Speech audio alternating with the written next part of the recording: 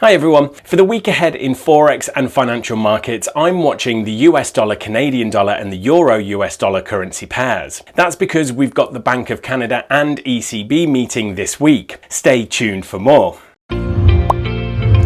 GKFXPrime presents the week ahead. Guys, before watching the rest of the video though, please make sure you hit that like button for the YouTube algorithm. And also, just a big thanks from me for watching. Right, before we delve into the loonie and the euro some more, let's take a look at the economic calendar for this week. It's a bit of a slow start to the week, but picks up with the first central bank decision of the week out of China, where the one-year reference rate is expected to hold steady at 3.85%. There's lots of inflation data out this week, which given rising inflation expectations from investors could be extra relevant. Without going through each data point here, what was interesting last week was the dollar falling after the US inflation beat expectations. That's basically the market not wanting to fight the Fed. If inflation from around the world hots up too, a softer dollar is extra reason for a strong reaction in other currencies. The big ones for the week are the BOC on Wednesday and ECB on Thursday, which I'll discuss more in just a moment. Outside of the economic calendar, we've got some big earnings this week, which could influence sentiment. Netflix, Snap and Spotify are some of the notable tech high flyers reporting. Bigger picture, US dollar, Canadian dollar is in a 6-year trading range between 1.20 and 1.46. To reach the bottom of that range, the price would need to drop another 500 pips from here. More recently, US dollar, Canadian dollar has been in a downtrend,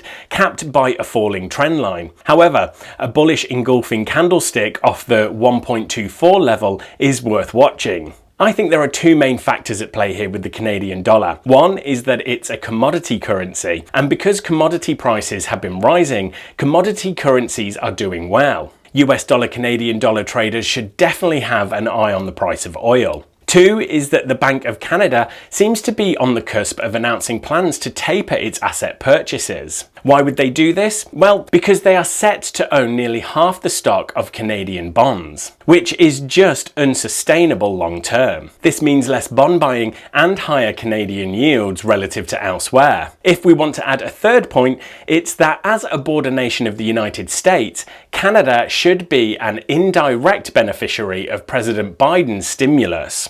Euro US dollar avoided a retest of its previous lows at 1.16, bottoming near 1.17, and after a strong couple of weeks is back to the 1.20 level and above its 200-day moving average. The move up is despite numerous ECB speakers talking down the prospect of tapering the QE program anytime soon. No change in policy is expected at this ECB meeting, since it was only in March that Europe's central bankers decided to front-load QE purchases into this quarter.